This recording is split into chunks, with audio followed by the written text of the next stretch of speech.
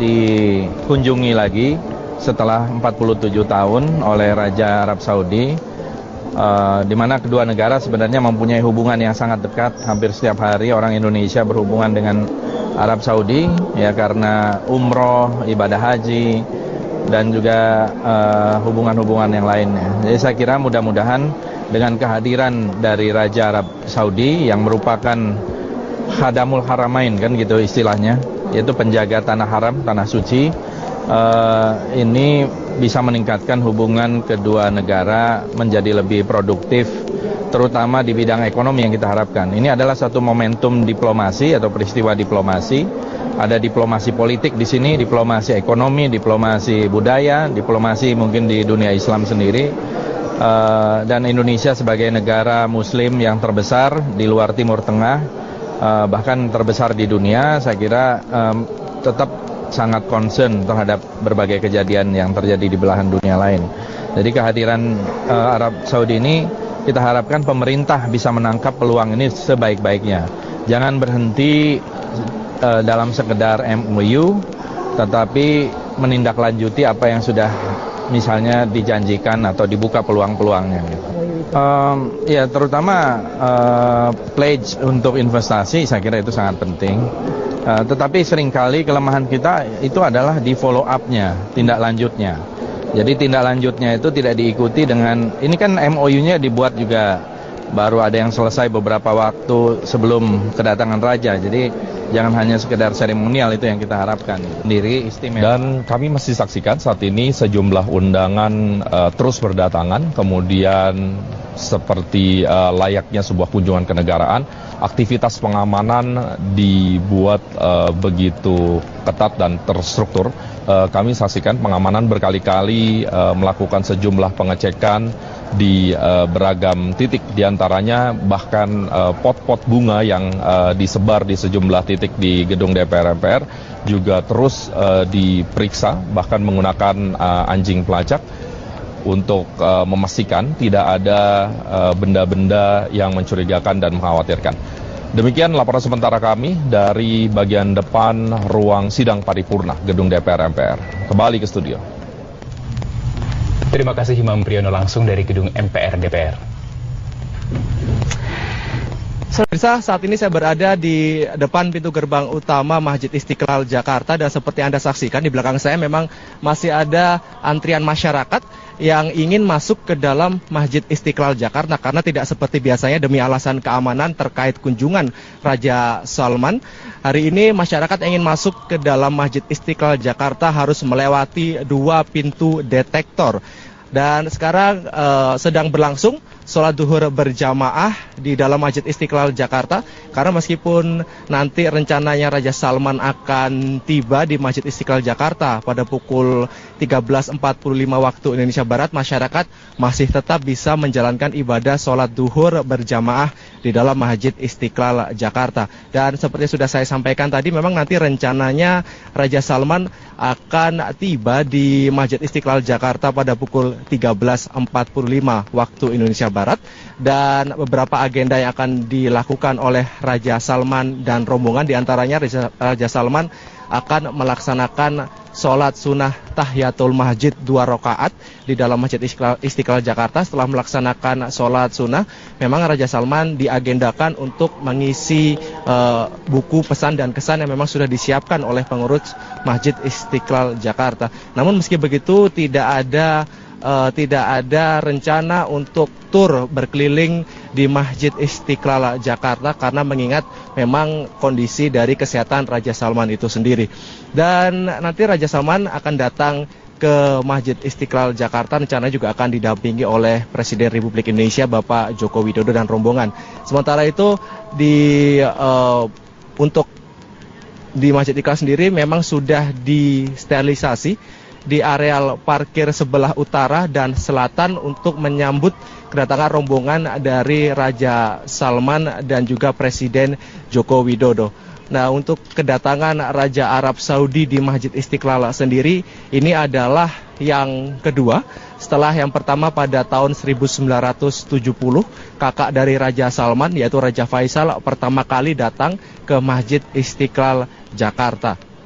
Dan seperti yang kita sudah ketahui bersama bahwa agenda dari Raja Salman dan rombongan di hari kedua di Indonesia ini adalah setelah datang atau mengunjungi DPR MPR, kemudian ke Masjid Istiqlal dan dilanjutkan untuk menuju ke Istana Merdeka bersama Presiden Joko Widodo.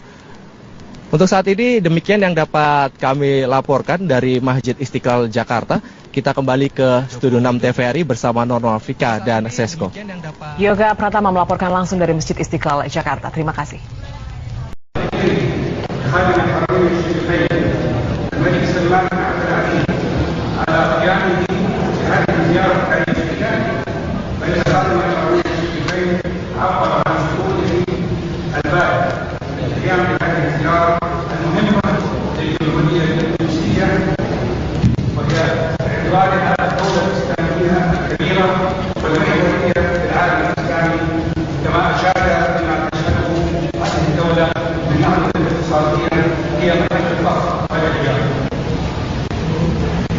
Pada saat Presiden Republik yang menyampaikan apresiasi atas hubungan yang mulia Baginda Raja Salman ke Indonesia, pada saat itulah Baginda Raja Salman menyampaikan rasa bahagia atas hubungannya ke Indonesia sebagai sebuah bentuk untuk meningkatkan kerjasama dan bilateral antara kedua negara sekaligus menjadi momentum penting dalam mengakui negara ini Baginda Raja juga mengakui kemajuan pembangunan yang telah dilakukan oleh Indonesia. وفي هذا الإطار أخذ خادم الحرمين الشريفين وفخامة رئيس جمهوره محادثات جدية ومثمرة وبناءة تعرفت في ثلاثة محاور: العلاقات الثنائية بين البلدين وصول تطويرها، التعاون الثنائي بين البلدين في مختلف المجالات، بعض المناقشة بعض القضايا الإقليمية والدولية ذات الاهتمام المشخص.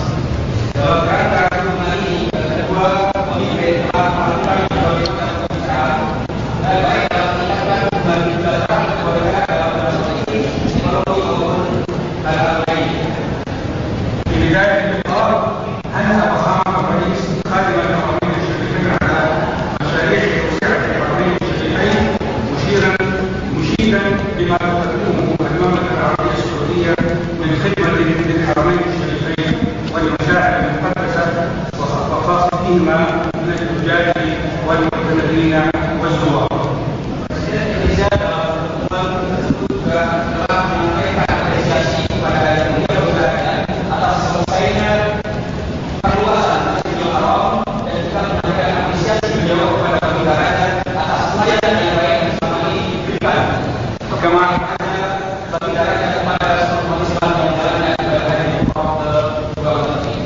كما عبر فخامته من ناحية أخرى عن تطوير إندونيسيا للدعم والخدمات المقدمة من قبل حكومة خادم الحرمين الشريفين للمواطنين الإندونيسيين العاملين.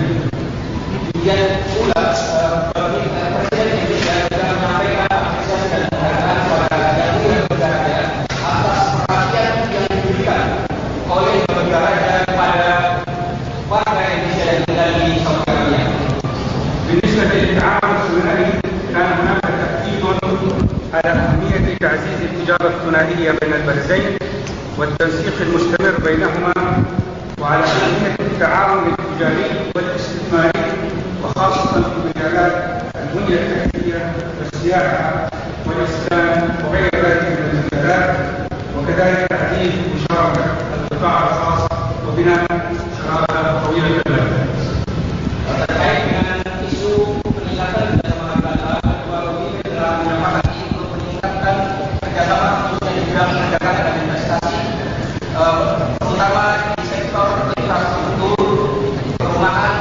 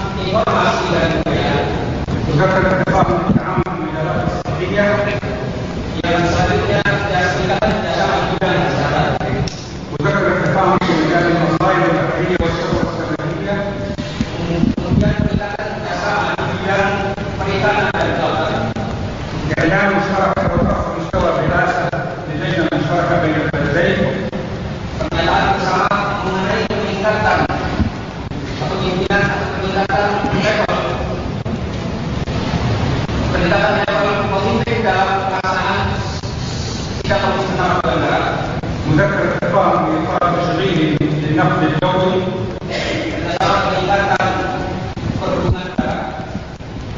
برنامج تعاون علمي وتعليمي برنامج تعاون في المجال التجاري برنامج تعاون في مجال تطوير قطاع المنشآت الصغيرة والمتوسطة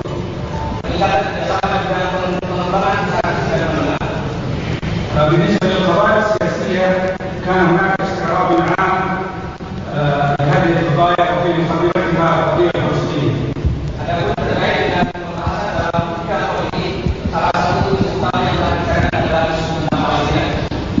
وبالنسبة لهذه القضية الفلسطينية كان هناك تفاوت في وجهات النظر بين البلدين في ضرورة إيجاد حل عادل ودائم وشامل لها بناء على مبادرة السلام العربية وعلى قرارات الشرعية الدولية.